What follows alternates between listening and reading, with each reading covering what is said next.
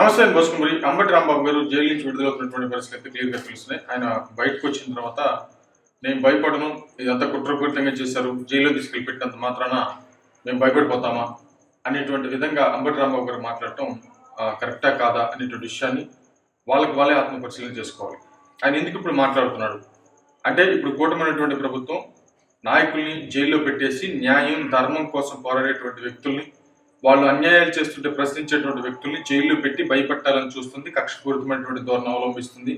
దానికి red book రాజ్యాంగం అనేటువంటి పేరు పెట్టుకుందనేటువంటి విధంగా వైసీపీ పార్టీ ప్రజలకు తీసుకెళ్లేటువంటి ప్రయత్నం ఖచ్చితంగా చేస్తుంది.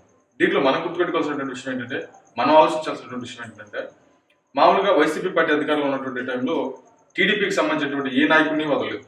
సోషల్ మీడియా దగ్గర నుంచి, ముసలి వాళ్ళ దగ్గర నుంచి, ఆడవాళ్ళ దగ్గర నుంచి, చివరికి నాయకుల దగ్గర నుంచి, చంద్రబాబు నాయుడు గారి దగ్గర నుంచి ఎవరిని కూడా వదలకుండా జైలుకి పంపించినటువంటి పరిస్థితి అయితే క్లియర్గా తెలుసు. ఒక రకంగా చెప్పాలంటే టీడీపీని వెంటాడారు, వేధించారని చెప్పేది మాత్రం ఖచ్చితంగా వాస్తవం.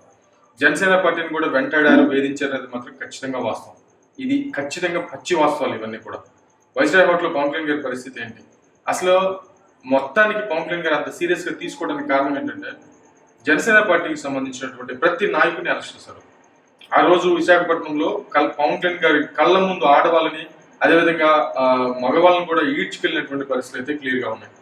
అంటే అంబటి రాంబాబు గుర్తుపెట్టుకోవాల్సింది ఏంటంటే, వైసీపీ హయాంలో టీడీపీకి సంబంధించిన ఏ నాయకుడి మీద అరెస్టులు జరగలేదా, దాడులు జరగలేదా, ఇళ్ల మీద ధ్వంసాలు, చివరికి చంద్రబాబు నాయుడు గారి ఇంటి మీదకే వెళ్ళారు, పార్టీ కార్యాలయాలు కూల్చేసి పార్టీ కార్యాలయాల మీద దాడులు జరిగాయి. ఇవన్నీ కూడా వైసీపీ పార్టీ హయాంలో జరిగినవి.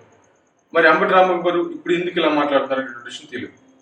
ఇంకోటి ఏంటంటే, అసలు ఫైనల్గా చెప్పాల్సింది ఏంటంటే, అంబటి రాంబాబు గారు అయితే పచ్చి బూతులు తిట్టారు. అంటే చంద్రబాబు నాయుడు గారి తల్లిని తిట్టారు. ఇప్పుడు మామూలుగా చిన్నప్పుడు మనకి ఎవరికైనా సరే నీ అమ్మ డాష్ అని అంటేనే వాడిని అసలు ఇంకా మామూలుగా కొట్టం. అసలు నేను భయంకరంగా అట్లా గొడవలైనటువంటి సందర్భాలు ఎన్నో ఉన్నాయి. అంటే నేను పదంతో వచ్చేటువంటి కొన్ని పదాలు ఉన్నాయి. అవి వాడిని కూడా పిచ్చగొట్టుకు కొట్టేవాళ్ళం, అసలు భయంకరంగా తనేవాళ్ళం. అలాంటి తల్లిని, అంటే జన్మనిచ్చినటువంటి తల్లిని ఎల్ల కొడుకు అని తిడితే అంటే వాళ్ళ అమ్మ ఏంటి, అంటే చంద్రబాబు నాయుడు గారి మదర్ ఏంటి, దాని అర్థం ఏంటి అంటే ఎంత దారుణమైనటువంటి విషయం. దాన్ని కూడా కప్పిపుచ్చుకునేటువంటి ప్రయత్నం చేయడం, దాన్ని వైసీపీ పార్టీ సమర్థించడం అనేది చాలా దౌర్భాగ్యకరమైనటువంటి విషయం. అంటే తల్లుల్ని తిట్టినా కూడా, తల్లుల్ని ఎల్లని చెప్పి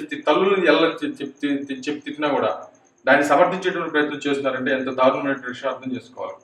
మామూలుగా ప్రజాస్వామ్యంలో దాడులు జరగడం అనేది అమానుష్యం. కాబట్టి ఆ అమానుషానికి తగ్గట్టుగా దాడులు జరగటాన్ని నేను కూడా ఖండించాను. మొట్టమొదటిగా నేను వీడియో పెట్టి అది ఖండించాను. దాడులు చేయకుండా చట్టపరంగా చర్యలు తీసుకోవాల్సింది అని చెప్పేసేటువంటి విధంగా ఇది ప్రజాస్వామ్యంలోను. కాబట్టి ప్రజాస్వామ్యంలో ఉన్నప్పుడు ప్రతి నిర్ణయం కూడా ప్రజలకే వదిలేయాలి.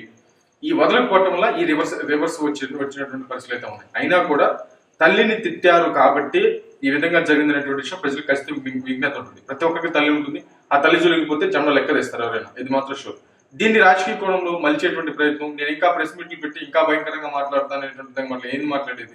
తల్లుల్ని, భార్యనేమో అసెంబ్లీలో పట్టుకుని తిట్టి ఏది అసలు కనీసం లోకేష్ గారి పుట్టుక ఎంత అవమానకరంగా మాట్లాడేది తెలుసా?